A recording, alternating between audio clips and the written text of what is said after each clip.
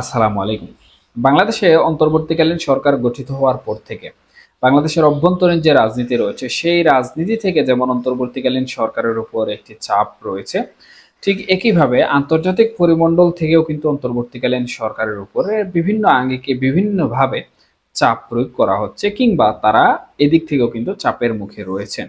তবে অনেকেই মনে করছেন যে অন্তর্বর্তীকালীন সরকারের প্রধান উপদেষ্টা যিনি রয়েছেন ডক্টর মোহাম্মদ ইউনূস, উনি উনার যে সর্বগুণের একটি মহিমা রয়েছে, সেই সর্বগুণের মহিমায় আলোকবর্তিকা হয়ে বাংলাদেশে এসেছেন এবং উনার যে ম্যাজিক রয়েছে, সেই ম্যাজিকের আলোকে আন্তর্জাতিক যে সকল চাপসমূহ, ভৌগোলিক রাজনীতি এবং যে ডিপ্লোম্যাটিক ব্যাপার-স্যাপার রয়েছে, সেগুলো উনি এত সুন্দরভাবে মেইনটেইন করতে পারছেন, যার ফলে উনার উপর আন্তর্জাতিক যে চাপসমূহ রয়েছে, সেই চাপসমূহ আসছে না এবং উনি উনার যে একটি লক্ষ্য বা উদ্দেশ্য রয়েছে, বিশেষত এখানে লক্ষ্য বা উদ্দেশ্য বা মোটিভ যেটি, সেটি কিভাবে আসলো সেটি আমি একটু পরে বলছি। ওনার যে লক্ষ্য বা উদ্দেশ্য রয়েছে ক্ষমতা দীর্ঘায়িত করার, সেই লক্ষ্য বা উদ্দেশ্যে উনি সফল হবেন। এখন ওনার লক্ষ্য বা উদ্দেশ্য সম্পর্কে আসলে সামাজিক যোগাযোগ মাধ্যমে যে প্রচার প্রচারণাগুলো কিছুদিন পূর্বে আমরা দেখেছিলাম, এখন অবশ্য এই বিষয়গুলো এখন খুব একটা লক্ষ্য করা যায় না। অন্তর্বর্তীকালীন সরকারের প্রধান উপদেষ্টার কাজে কিছু লোক এত সন্তুষ্ট হয়েছেন যাদেরকে রীতিমতো দেশের জনগণ চিনেন না, এমনকি দেশের রাজনীতিবিদরাও চিনেন না। তাদের টাইমলাইনে অন্তর্বর্তীকালীন সরকারের প্রধান উপদেষ্টা মোহাম্মদ ইউনূসকে ঘিরে চমৎকার চমৎকার কিছু কথাবার্তা এবং উল্লেখযোগ্য কিছু বিষয়বস্তু প্রচারিত হয়েছে।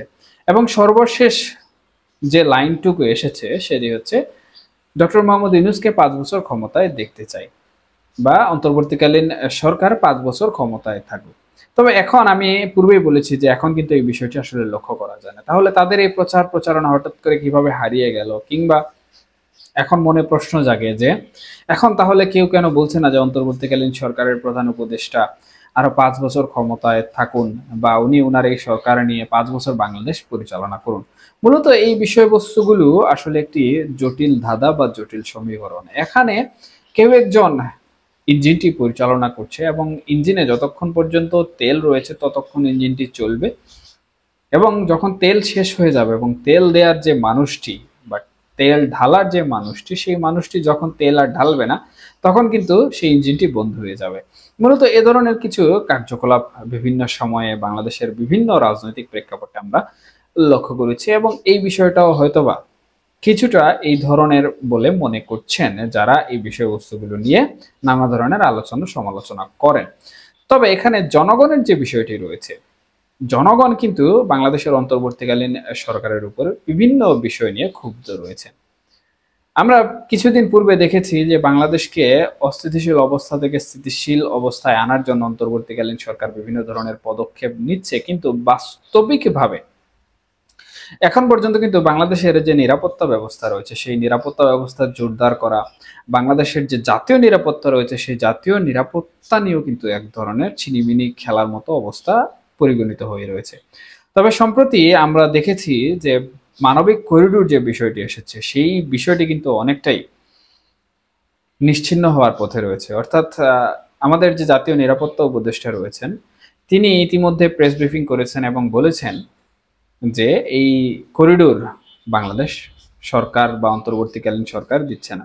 যাই হোক, মূলত আমার এই করিডোর নিয়ে কোনো ধরনের কথাবার্তা এই ভিডিওতে বলছি না। এখানে আসলে যে বিষয়টি বলতে চাচ্ছি সেটি হচ্ছে আন্তর্জাতিক যে চাপ, সেই চাপ কিন্তু অন্তর্বর্তীকালীন সরকারের উপর রয়েছে।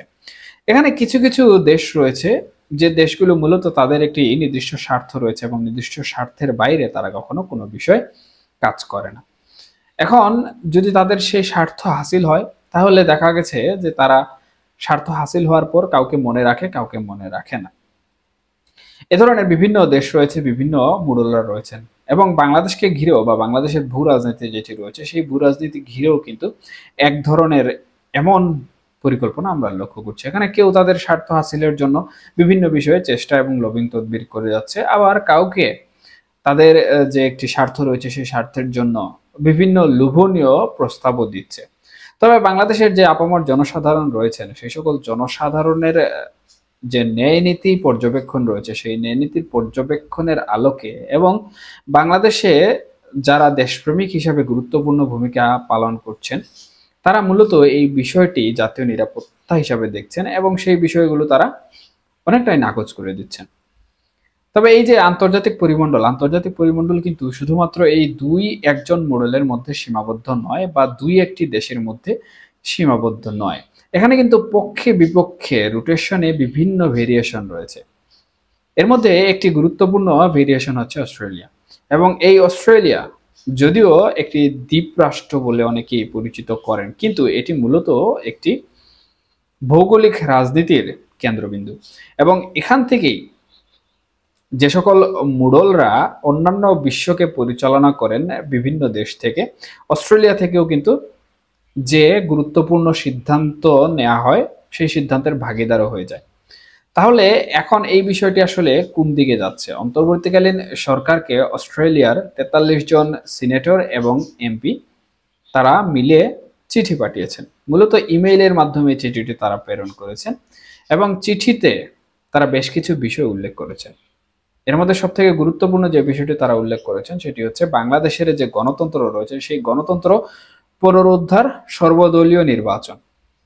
এখন তারা আরো কিছু বিষয় উল্লেখ করেছেন, সেই বিষয়টি আমি বলছি। তার পূর্বে বলে নিই যে বাংলাদেশের মেইন স্ট্রিম মিডিয়ার মধ্যে কালবেলা কিন্তু তাদের হাতে ইমেইল বা চিঠির খণ্ডিত অংশ পেয়েছে, এবং বাংলাদেশের বৃহত্তম যে রাজনৈতিক দল আওয়ামী লীগের অবর্তমানে তাদের আন্তর্জাতিক বিষয়ক যে সম্পাদক রয়েছেন, জাতীয়তাবাদী দল বিএনপির যে আন্তর্জাতিক বিষয়ক সম্পাদক রয়েছেন, উনিও কিন্তু এই বিষয়টি নিশ্চিত করেছেন। এখন অস্ট্রেলিয়ার সিনেটররা আসলে আমাদের অন্তর্বর্তীকালীন সরকারের প্রধান উপদেষ্টা মোহাম্মদ ইউনূসকে কি চিঠি দিলেন এবং চিঠিতে কি বার্তা উল্লেখ করলেন?